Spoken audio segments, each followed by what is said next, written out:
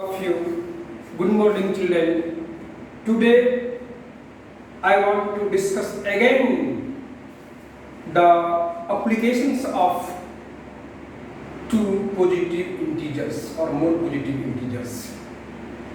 First of all, we want to discuss here Euclid division lemma. Yesterday, before this class, I have discussed the word lemma.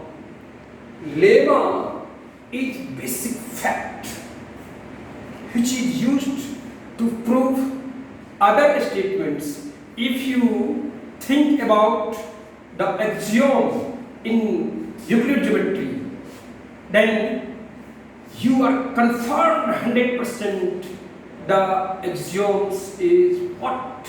You know the basic fact which do not require any proof as algebraic proof, arithmetic proof, geometrical proof, only it is proof on the experimental.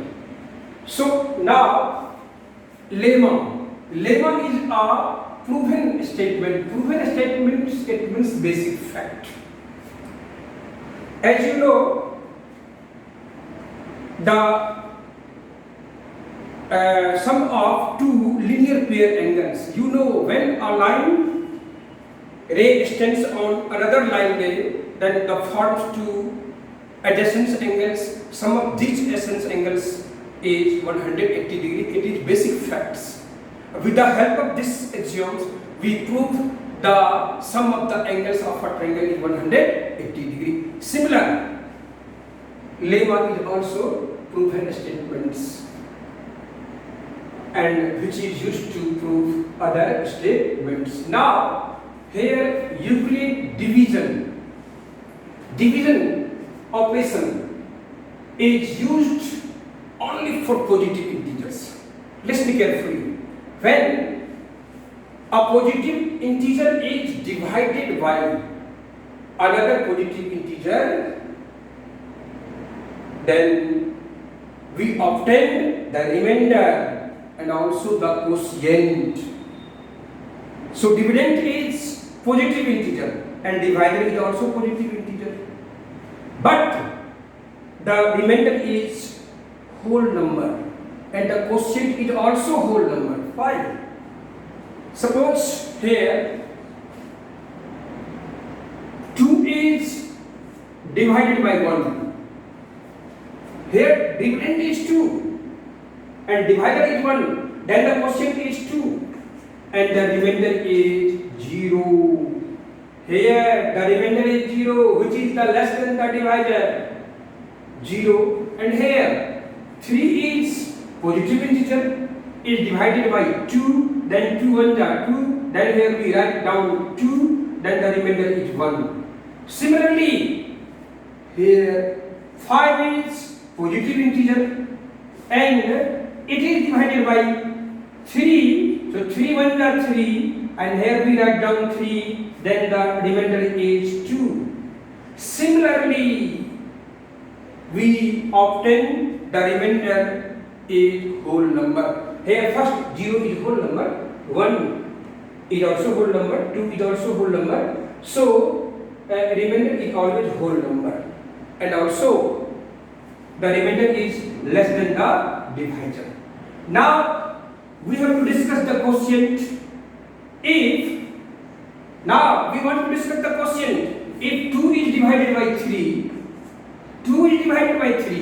then the quotient is 0. And also here we write down 0, then the remainder is 2. Now again here 3 is divided by 2, 3 is positive integer and 2 is also positive integer. So here quotient is 1 and the remainder is also 1. So here quotient 0, 1. Similarly, we can think about the quotient. So quotient is also whole numbers. So it is clear, when a positive integer is divided by another positive integer, then the remainder is whole number, and also the remainder is always less than the divisor, and the quotient is also whole number. It is the Euclid division lemma. First time this statement was delivered by Euclid. So it is called Euclid division lemma. Now here suppose A is as dividend, which is positive integer, and B is as divisor. A is positive integer and divisor is also positive integer, and suppose remainder is R and quotient is Q for quotient, R for remainder. But here dividend is positive integer and divisor is also positive integer. So you know the dividend is divisor into quotient a plus remainder. You know about before this class. In earlier class, you have learned how to divide one positive integer to another positive integer. So here dividend is A. So here we write A and divisor is B. So write here B and quotient is Q. A plus remainder is R. But some conditions for the remainders. So it must write the conditions for the remainder. Here R is equal to 0 and greater than 0 but less than the divisor. R may be equal to 0 and greater than 0 but less than the divisor. So A is equal to BQ plus R and R is greater than equal to 0 and greater than 0 but less than the divisor. It is known as the Euclid division lemma. Wherever we have to explain Euclid division lemma, then easily we can say that about when a positive integer A is divided by another positive integer B, then these two positive integers are related to unique whole number, unique whole number Q and R, satisfying as dividend is equal to divided into quotient a plus remainder. So A is equal to BQ plus R, where R greater than 0 and equal to 0 but less than the divisor. According to the books of CBSE, it is called as for any positive integer A and B, there exists unique non-negative integer and satisfying A is equal to BQ plus R, where R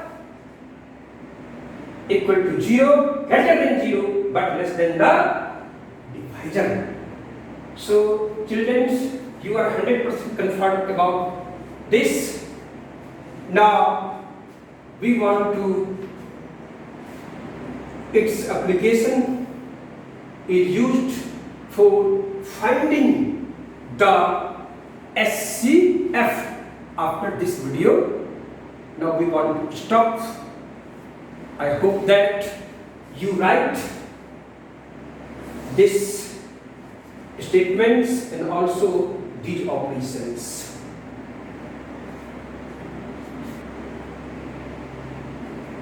Yes, student, applications of the Euclid division lemma.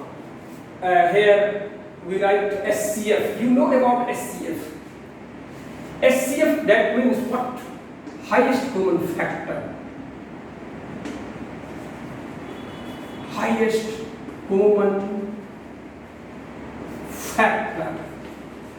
We have to find the highest common factor with the help of Euclid division lemma. You know 100%. You have learned in 100% in class 4, 5, 6 SCF. Suppose here 24 and here 45. These two numbers, 24 is also positive integers and 45 is also positive integers. But 45 is greater than the 24. So here we suppose A is what? As a dividend 45 and B is as divisor, here so 24. Now we want to find the SCF with long division process, which is learned in class 3, 4, 5. Now here 45 is as dividend, 45 is as dividend, and here 24 is as a divisor. Now 24 2 ja 48, which is more than the 45. So 24 1 ja. So here in quotient we write 1. Now here we write down 24. Then the here remainder is what? Remainder is 21. Now here 21 is as divisor, and the next dividend is 24. Next dividend is 24. Dividend, listen carefully. What I speak. Here 24 is as dividend and 21 is as divisor. So here 21 is as divisor and here 24 is as dividend. Now 21 ja 21 21 to the 43, which is more than the 24. So 21 ja 21, here we write 21. Now the remainder is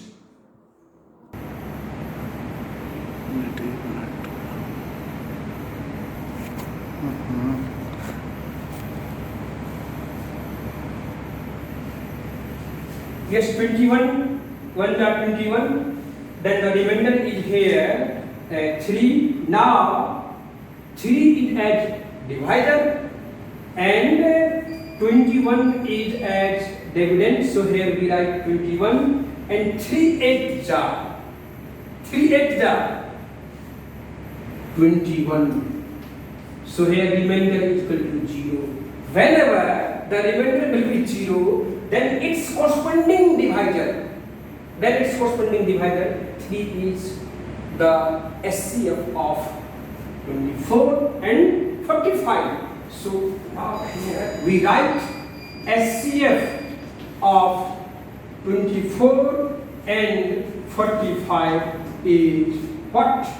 3. Because here at this state the remainder will be 0. So its corresponding divisor is only 3. So here SCF of 24 and 45 is 3. Here we observe first steps. First step 41 is greater, 45 is greater than 24. So 45 is as dividend and 24 is as divisor. It is the first step. Now here we operate the second steps. Then the remainder is 21 and so 24 is as dividend. So 21 is divisor and 24 is as dividend. It is the second step. And here 3 is as divisor and 21 is as dividend. It is the third step. And finally we conclude that the SCF of 24 and 45 is 3. Here 4 steps. 4 steps. Listen carefully. First step again. 45 is greater than the 24. So here 45 is as dividend and 24 is divided. It is the first step. Now the second step. Now we write down here 45 is as dividend and 24 is as divisor. So remainder is 21 and quotient is 1. It is the second step and it is the third step and it is the fourth step. Then the remainder is 0. So we conclude SCF of 24 and 45 is 3. Here we want to find the SCF of 24 and 45. So here a series of well-defined steps. First step, second step, third step, fourth step. So we can say that a series of well-defined steps which gives a procedure for solving the problems, for solving the particular problems. Here we want to find the SCF, it is my problem. So with the help of Euclid division lemma, we find the SCF of 24 and 45. Then we obtain a series of well-defined steps, which is called algorithm.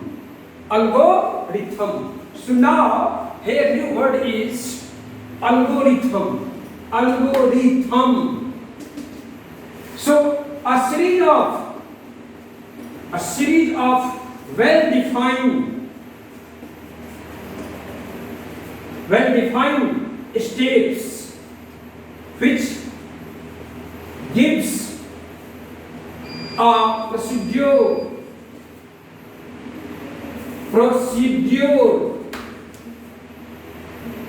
for solving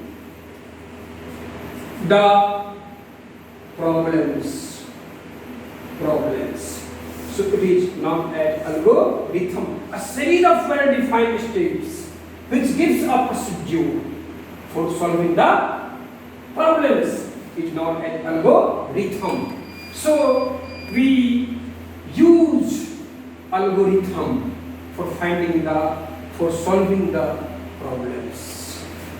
Okay, children, I hope that you are 100% clear Euclid division